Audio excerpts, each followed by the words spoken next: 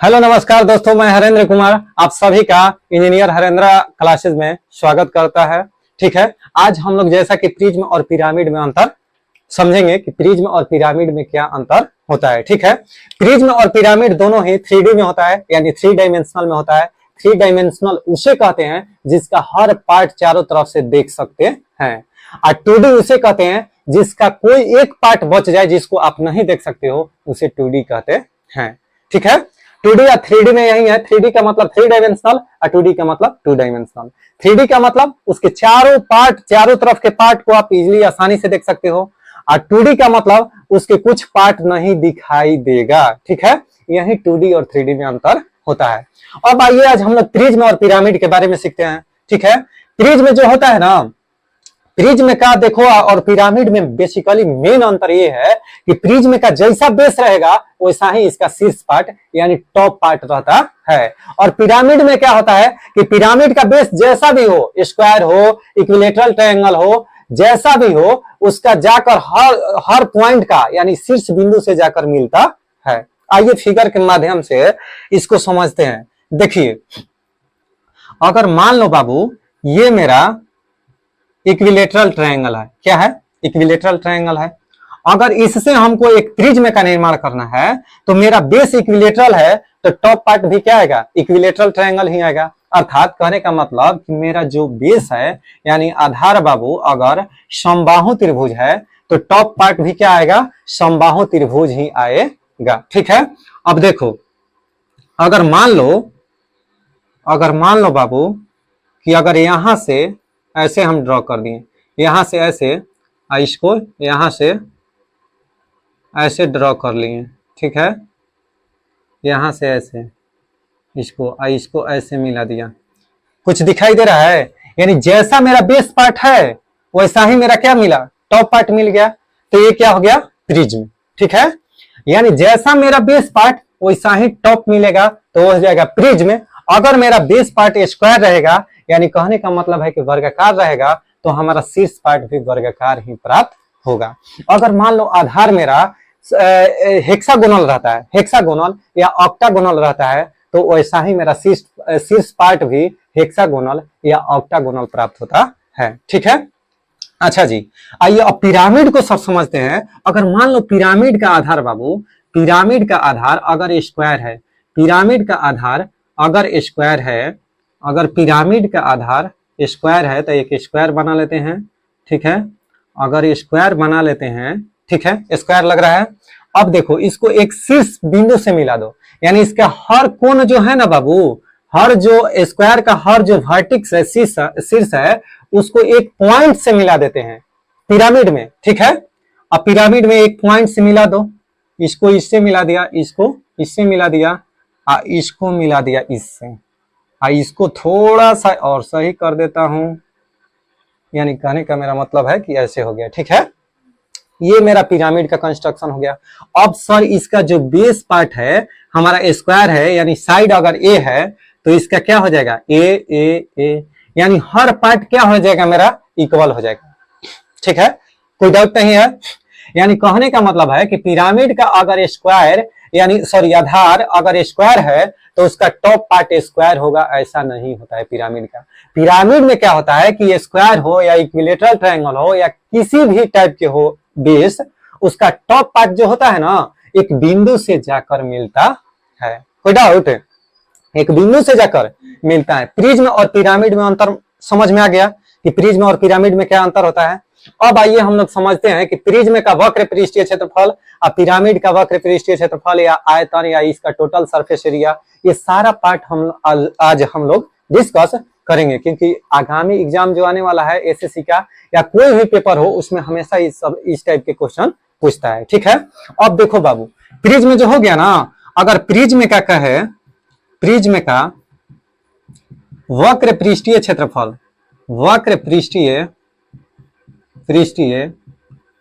क्षेत्रफल, प्रिज्म का वक्र पृष्ठीय क्षेत्रफल बराबर क्या होता है सर? तो यहां देखो लिख देता हूं, यहां वक्र पृष्ठीय क्षेत्रफल बराबर क्या होता है कि आधार का परिमाप, आधार का परिमाप गुणे ऊंचाई, गुणे ऊंचाई। ठीक है, इंग्लिश मीडियम वाले, ठीक है, lateral surface area, lateral surface area of prism, of prism is equal to perimeter, perimeter of base multiply height, multiply height.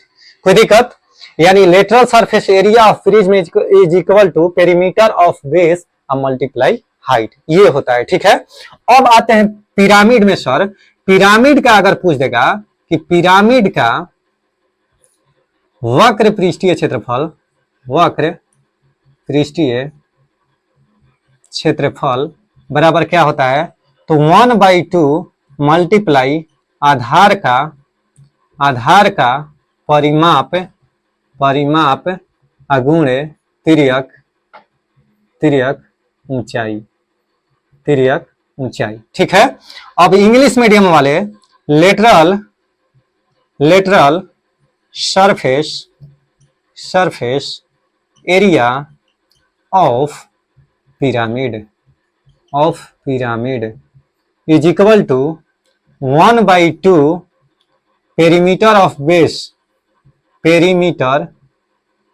Perimeter of, यहां पर ई है बाबू, perimeter of base, base multiply lateral, slant इसको height कहते हैं, सैलेंट, सैलेंट height, slant height. ठीक है, इतना तक उतारो। तब अब आ जाओ, वक्र पृष्ठीय क्षेत्रफल हो गया ना बाबू।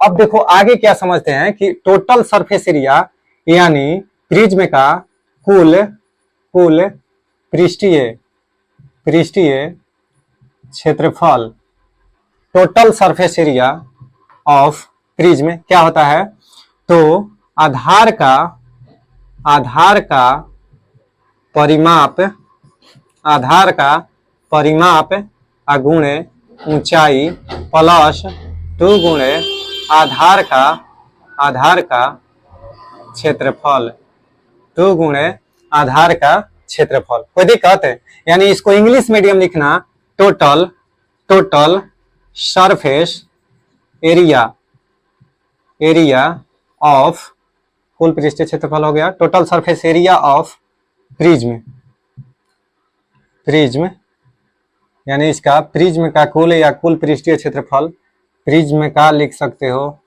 प्रिज्म का कुल पृष्ठीय क्षेत्रफल बराबर आधार का परिमाप गुणे ऊंचाई प्लस 2 गुणे आधार का क्षेत्रफल। इसमें क्या हो जाएगा कि total surface area of prism is equal to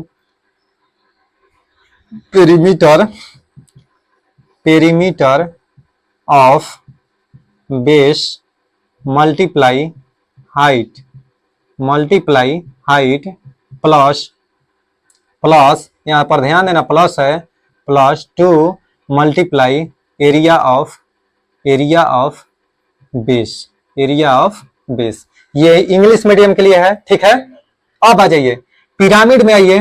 pyramid का, पिरामिड का कुल, कुल पृष्ठीय, पृष्ठीय क्षेत्रफल, क्षेत्रफल बराबर क्या होता है बाबू, 1/2 आधार का परिमाप, आधार का परिमाप, परिमाप अगुणे तिर्यक ऊंचाई, तिर्यक ऊंचाई प्लस आधार का क्षेत्रफल, आधार का क्षेत्रफल।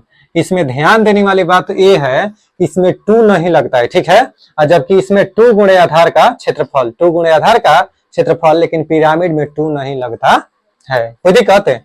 और देखो इंग्लिश मीडियम क्या लिखेगा कि पिरामिड का कुल पृष्ठीय क्षेत्रफल है ना बाबू, यानी कहने का मतलब है कि total, total surface, surface area, area of pyramid, pyramid is equal to 1/2 perimeter of, perimeter of base multiply slant height, slant height height plus area of base. कोई दिक्कत बाबू? एरिया ऑफ बेस, ये इतना पार्ट हो गया। अब sir मामला उठता है ना कि ये सर एक चीज हमको समझ में नहीं आ रहा है कि आधार का परिमाप, तो इसमें आधार कौन सा लेंगे? देखो बाबू, अगर आधार मेरा पर वर्गाकार है, यानी अगर आधार मेरा पिरामिड है, अगर उसका आधार वर्गाकार है, तो आधार इसका कौन सा हो जाएगा? आधार का परिमाप कह रहा है ना, यानी जैसा आधार होगा, आधार इसका कैसा है? वर्गाकार है, तो इसका परिमाप भी किसका निकालेंगे? वर्ग का परिमाप। कोई दिक्कत है? अब आधार का क्षेत्रफल सर, तो आधार देखे कि वर्ग है, तो वर्ग का क्षेत्रफल है, आधार का क्षेत्रफल हो जाएगा। कोई दिक्कत है? तो पिरामिड में हो गया। वही चीज प्रिज्म में, अगर प्रिज्म का बेस मेरा इक्विलेटरल ट्रायंगल है, अर्थात समबाहु त्रिभुज है, तो उसका परिमाप और क्षेत्रफल भी वही वाला लेंगे, अर्थात इक्विलेटरल ट्रायंगल ही, यानी समबाहु त्रिभुज वाला ही लेंगे। कोई दिक्कत है? अब इसको हम साफ करते हैं, इसको मिटाते हैं, उसके बाद आगे बताता हूं। ठीक हो गया ना? आगे हम लोग देखते हैं कि लेटरल सरफेस एरिया हो गया, टोटल सरफेस एरिया हो गया। अब हम इसका वॉल्यूम ज्ञात करते हैं। क्या ज्ञात करते हैं? वॉल्यूम यानी आयतन। ठीक है, अगर प्रिज्म का आयतन बाबू पूछेगा ना कि प्रिज्म का आयतन क्या होता है, तो प्रिज्म का आयतन अगर पूछ लिया, तो प्रिज्म का आयतन आधार का क्षेत्रफल गुणे आधार का क्षेत्रफल गुणे का होता है ऊंचाई। आधार का क्षेत्रफल गुणे ऊंचाई। English medium volume of prism is equal to area of base multiply height.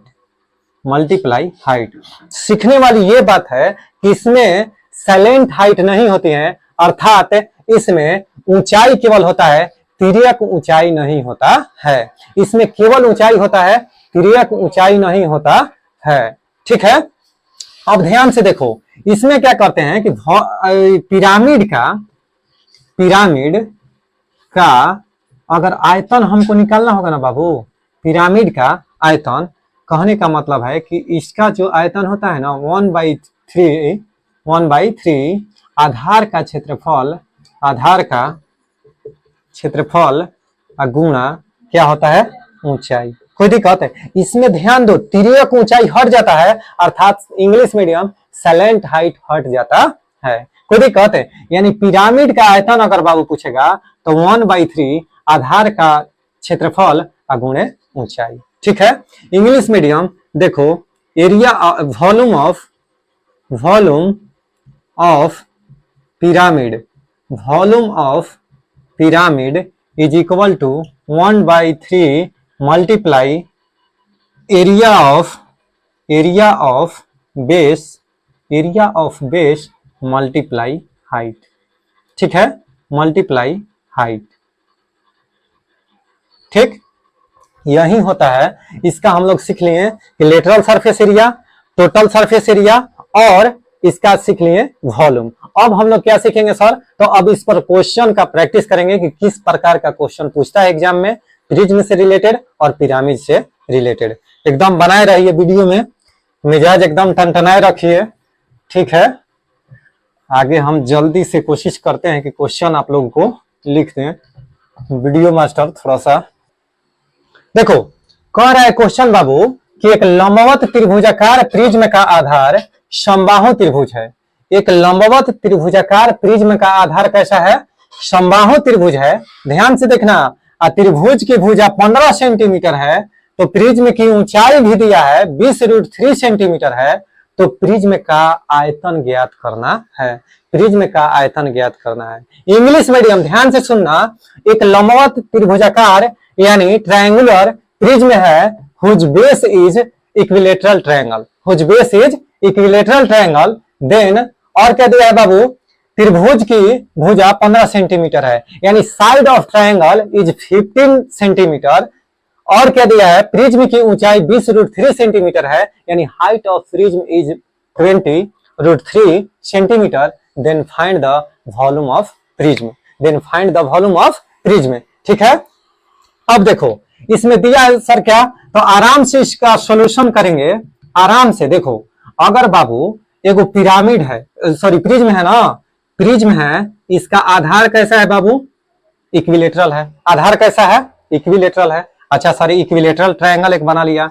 अच्छा इक्विलेटरल ट्रायंगल जब बना लिया तो इसे एक प्रिज्म का कंस्ट्रक्शन कर देते हैं सर।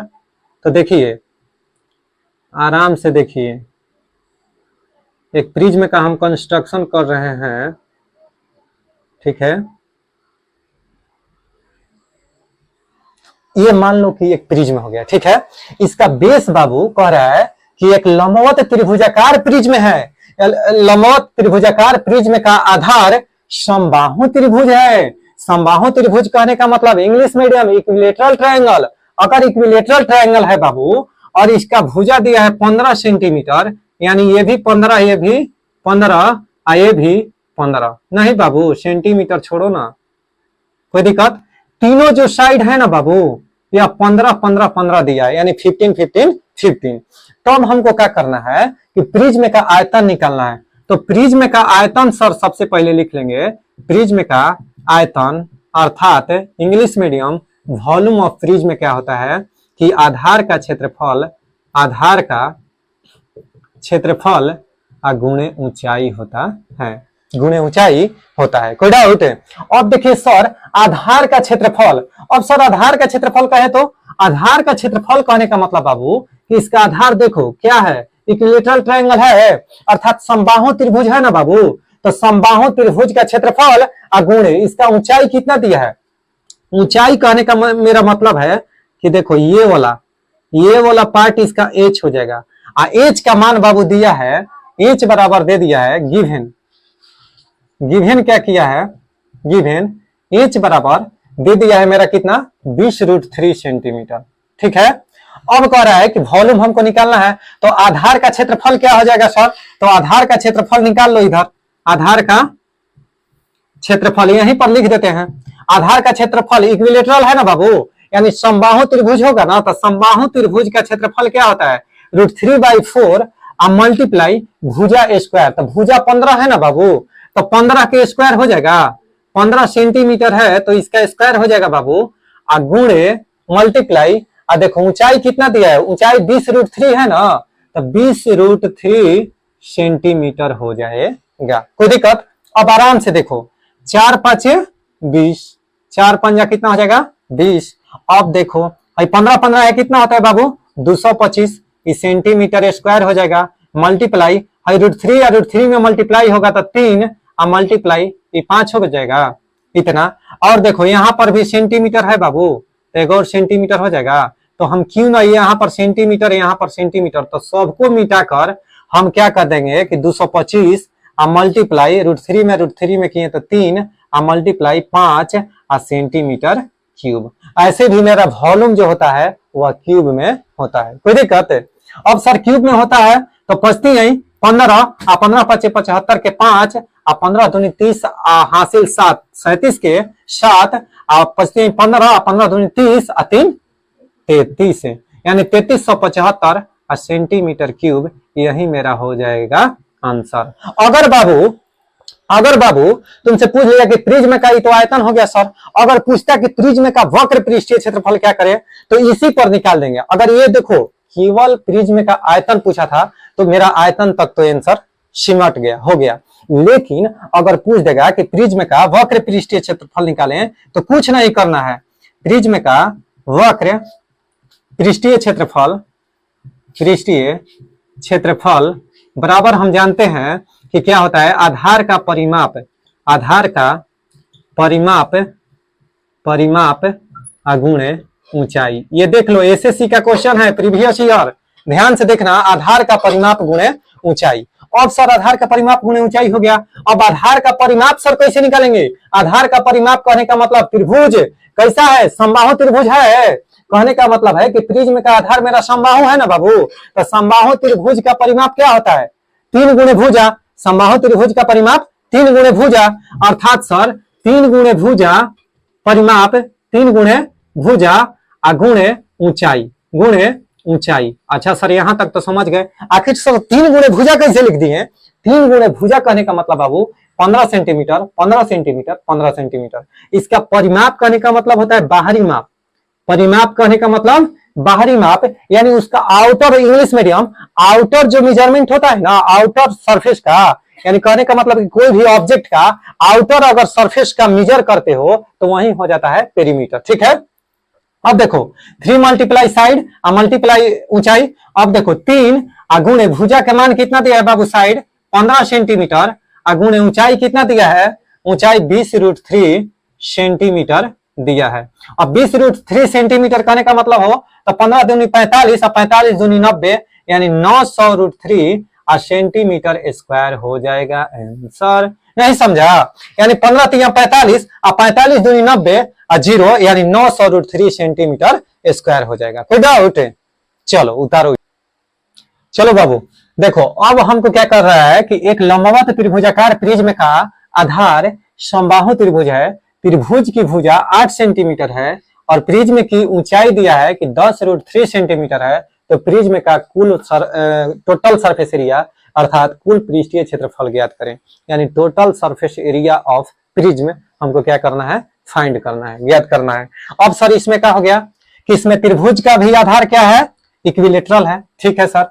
अब क्या दे दिया कि भुजा 8 दे दिया, 8 है 8 है 8 है, कोई दिक्कत है?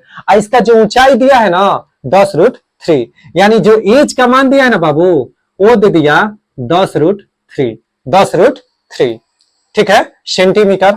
अब हमको क्या करना है सर, इसका टोटल सरफेस एरिया निकालना है, अर्थात प्रिज्म का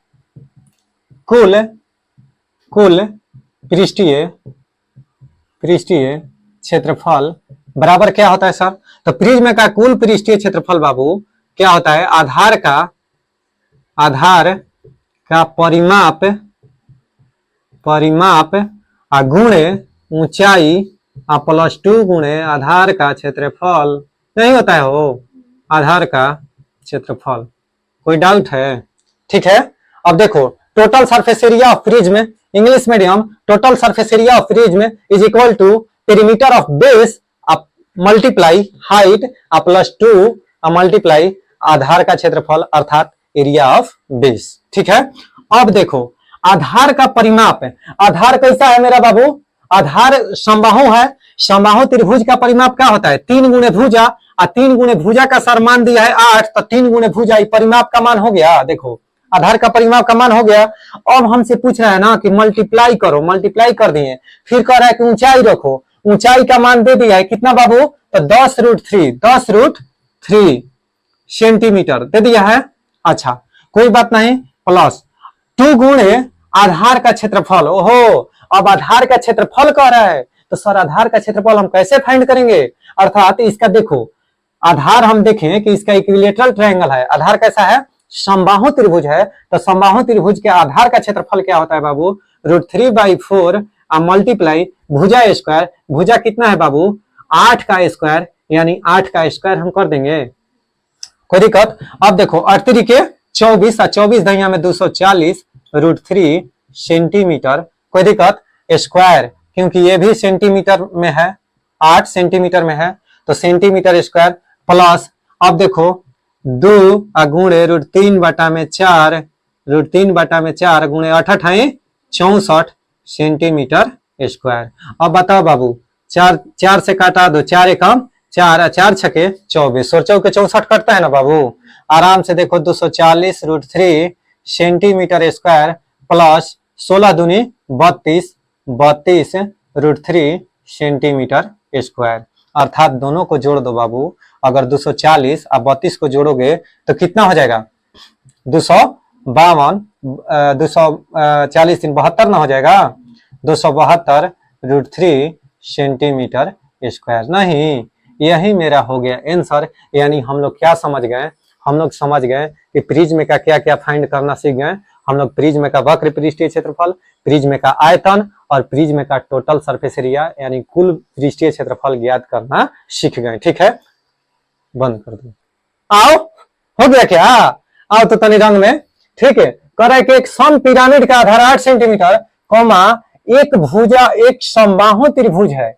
क्या है, यानी भुजा एक क्या है, समबाहु त्रिभुज है। तब हमको क्या फाइंड करना है, और इसकी ऊंचाई दिया है बाबू 20√3 सेंटीमीटर, तो उस पिरामिड का आयतन हमको फाइंड करना है। अरे इंग्लिश मीडियम ध्यान से सुनो मेरे दोस्त, कह रहे कि एक सम पिरामिड है जिसका जो साइड है ना बाबू इक्विलेटरल ट्रायंगल है, साइड 8 सेंटीमीटर है और उसका जो बेस है इक्विलेटरल ट्रायंगल है, एंड गिवन क्या है बाबू, इसकी ऊंचाई दिया है, height of pyramid is 20 centimetre, then find the volume of pyramid, then find the volume of pyramid. आइए हम लोग सोल्व करते हैं इसको, ठीक है। सोल्यूशन बहुत हंसते मुस्कुराते हुए, आइए तो रंग में थोड़ा देखिए, कह रहा है कि आधार 8 सेंटीमीटर भुजा।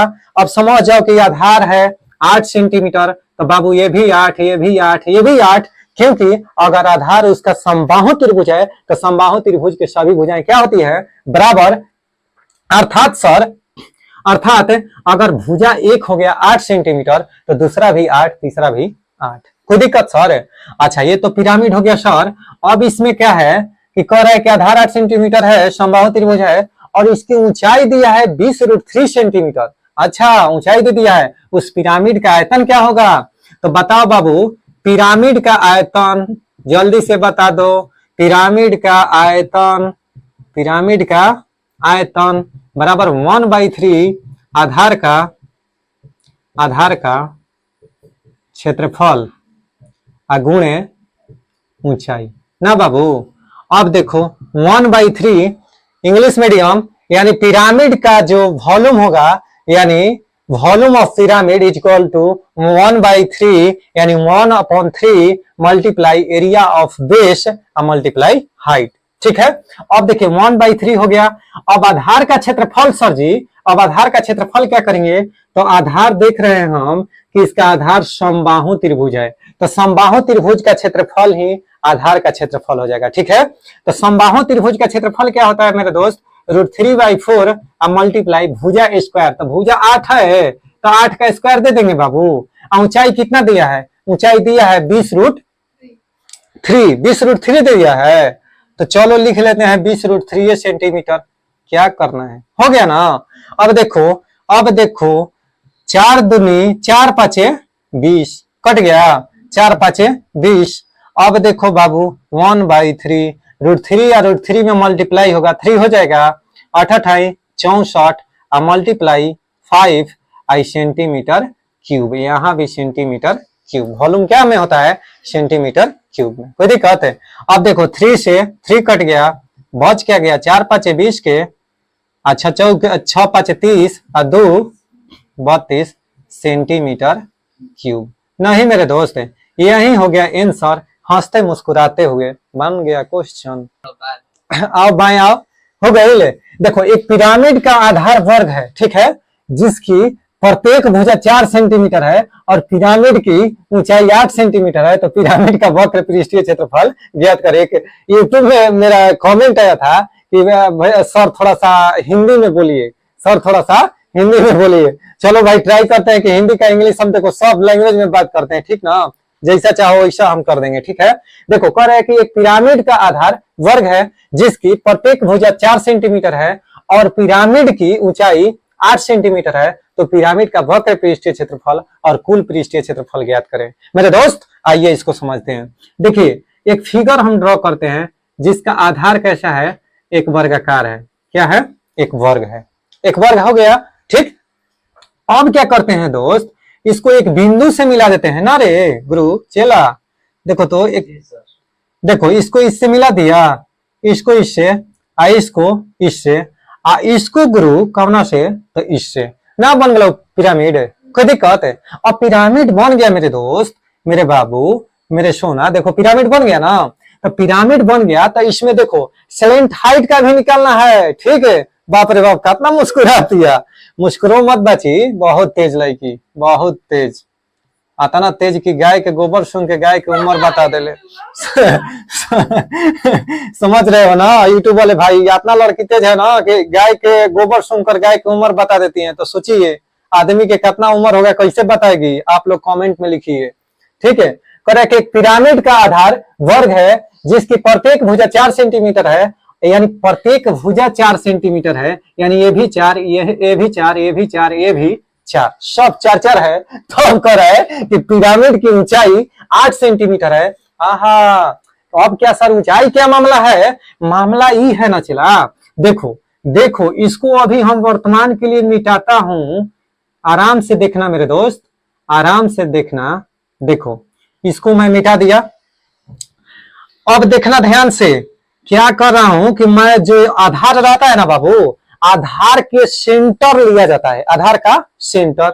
मैं इसका सेंटर मान लिया कि यहां होगा, नहीं हो, यहां सेंटर हो गया। अगर बाबू सेंटर से आप पूरे ऊंचाई को अगर मिला दोगे ना मेरे दोस्त, देख रहे हो ना, इसको ऐसे मिला दोगे तो ये मेरा हो गया हाइट, ये मेरा हो गया आर यानी रेडियस हो गया। इसको ऐसे मिला दोगे ना तो यही मेरा सैलेंट हाइट, यानी सैलेंट हाइट करने का मतलब है कि जो तिर्यक ऊंचाई लिखते हो ना, तिर्यक ऊंचाई, गुरु English medium, सैलेंट height, slant height यही हो गया, यही हो गया। ये सर मामला तो हम नहीं समझे, आप कैसे कर दिए? तो सबसे पहले फिर से देखो, सबसे पहले क्या करेंगे कि ये स्क्वायर बना है, स्क्वायर बना है या कुछ भी रहे, अगर मान लो कल इक्विलेटरल ट्रायंगल दे दिया आधार, यानी आधार जो है समबाहु त्रिभुज दे दिया, तो उसका सेंटर लेंगे बीच वाला, कौन सा सेंटर? हम बीच वाला ले लिए, बीच वाले से उसके शीर्ष बिंदु से मिला देंगे, मिला दिए साथ, डॉटेड डॉटेड लाइन वाला है, यही वाला है। इसका अगर ऊंचाई बाबू h है, इसका ऊंचाई h है, और इसका अगर रेडियस लेंगे ना बाबू तो यही ना रेडियस हो जाएगा। हो कोई भी केंद्र से आधी दूरी क्या कहलाती है? त्रिज्या कहलाती है, यानी त्रिज्या मेरा r हो गया, और ये क्या हो गया मेरा तिर्यक ऊंचाई अर्थात l यानी सैलेंट हाइट। कोई दिक्कत है? तो आराम से देखो कैसे बर्बाद करके जिए ली आराम से। उसी प्रकार से देखो सैलेंट हाइट क्या होता है बाबू, एल स्क्वायर बराबर H square plus R square, L square बराबर H square plus R square. कैसे? ठीक, देखो बाबू मेरे सोना, देखो यहाँ पर समबाहु त्रिभुज, सॉरी यहाँ पर परपेंडिकुलर है ना बाबू, अर्थात यहाँ पर 90 डिग्री का कोण बन रहा है, और जब 90 डिग्री का कोण बन रहा है, एंगल बन रहा है, तो पाइथागोरस प्रमेय जानते हो ना, 10वां पढ़े हो ना, तो जब 10 क्लास पढ़े हो तो क्या होता है कि कर्ण स्क्वायर बराबर लंब स्क्वायर प्लस आधार स्क्वायर। तो लंब कौन सा हो गया मेरे दोस्त? ऊंचाई यानी H square plus R square यानी आधार का स्क्वायर आर स्क्वायर। कोई दिक्कत है? कोई डाउट मेरे दोस्त? अब बता दो मेरे दोस्त कि एल बराबर क्या हो जाएगा, under root H square plus R square. ये तुम्हारा फॉर्मूला हो गया। अच्छा तो सर ये तो ठीक है, अब हमें क्या करना है कि एक पिरामिड का आधार एक वर्ग है, ठीक है, आधार वर्ग है, ठीक है सर समझ गए कि एक वर्ग है। कह रहा है कि जिसकी प्रत्येक भुजा 4 सेंटीमीटर है, 4 सेंटीमीटर है प्रत्येक भुजा, तो वर्ग है तो सभी भुजाएं क्या होती है मेरे दोस्त? बराबर, बराबर होती है। ठीक है, यहां तक तो हो गया। पिरामिड की ऊंचाई दिया है 8 सेंटीमीटर। ओहो, इसका मतलब कि जो ये एच देख रहे हो ना मेरे दोस्त, 8 दे दिया है, अर्थात यहां से यहां तक की ऊंचाई कितना दे दिया है? एच बराबर 8 दे दिया है। कोई डाउट है? अच्छा, आर दे दिया मेरे दोस्त। अब आर सर कैसे निकलेगा? अब हमको निकालना है इसमें तिर्यक ऊंचाई, आर कैसे निकलेगा सर?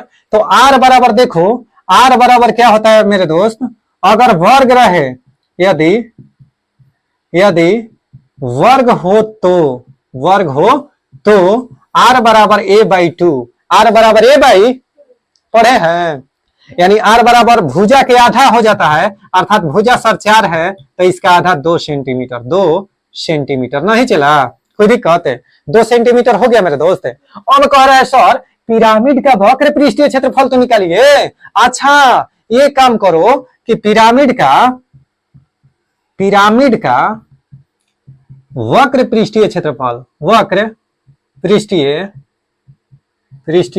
क्षेत्रफल, English medium, lateral surface area of pyramid is equal to क्या होता है मेरे दोस्त?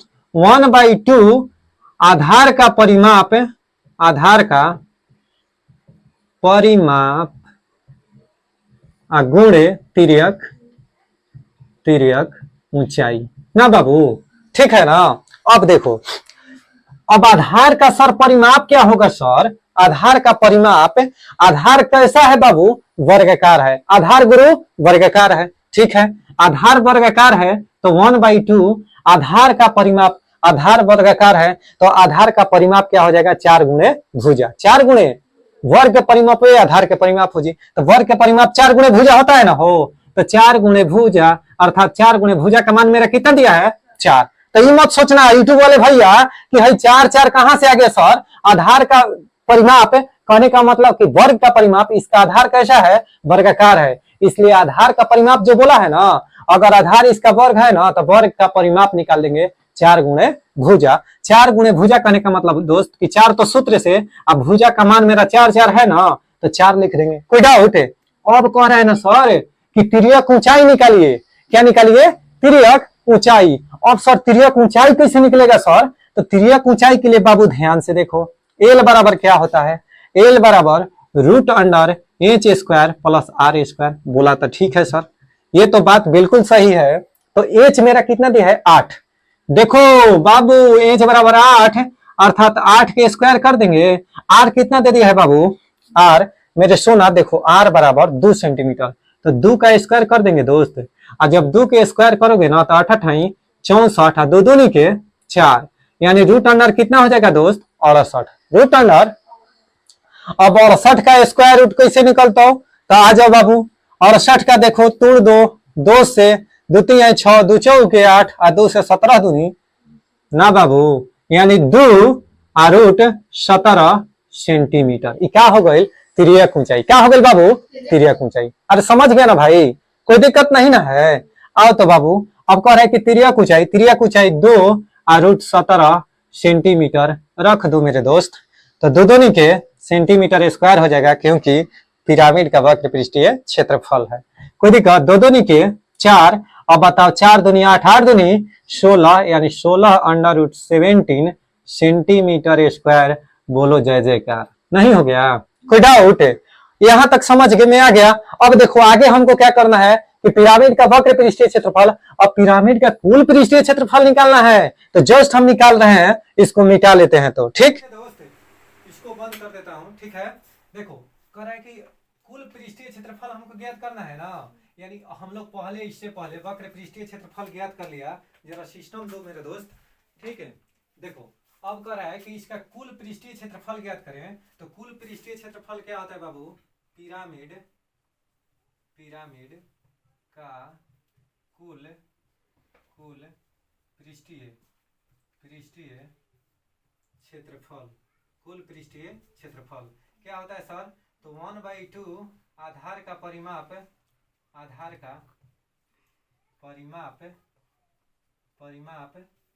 गुणे तिर्यक ऊंचाई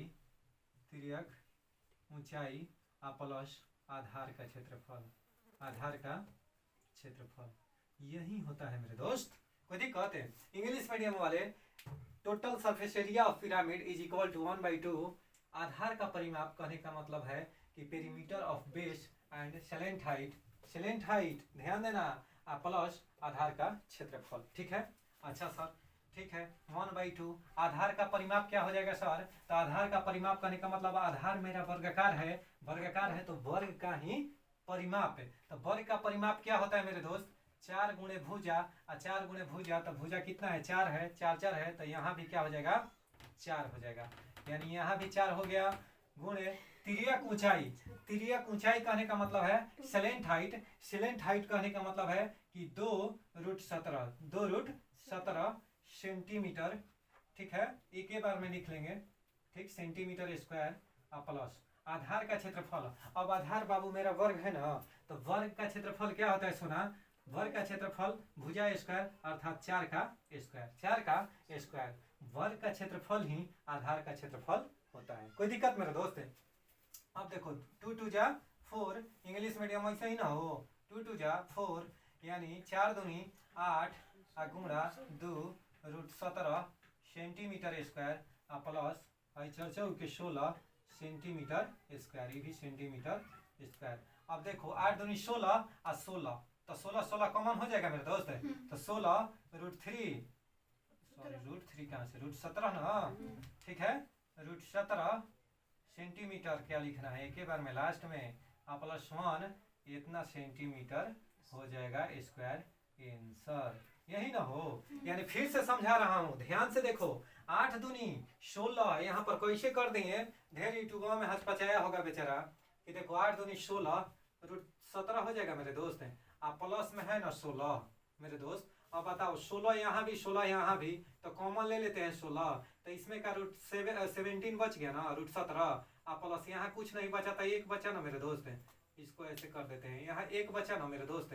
अब देखो तो यही ना हो गया, निकल गया कि नहीं कॉमन, तो यही 16 under into √17 plus 1 centimetre square मेरा आंसर हो गया। ठीक है, तो आज हम लोग क्या सीख गए कि प्रिज्म और पिरामिड के रिलेटेड सारा क्वेश्चन समझ गए। कोई डाउट है? यानी पिरामिड का आयतन क्या होता है, पिरामिड का क्षेत्रफल क्या होता है, पिरामिड का वक्र पृष्ठीय क्षेत्रफल क्या होता है, और पिरामिड का टोटल सरफेस एरिया क्या होता है, सारा चीज आज हम लोग प्रिज्म और पिरामिड के बारे में सीख गए। ठीक, तब तक के लिए मिलते हैं नेक्स्ट वीडियो में। तब तक के लिए अगर मेरा वीडियो पसंद आए तो कृपया करके लाइक और सब्सक्राइब करना न भूलें, और दोस्तों के पास शेयर भी करें। ठीक है मेरे दोस्त, बाय बाय, टेक केयर।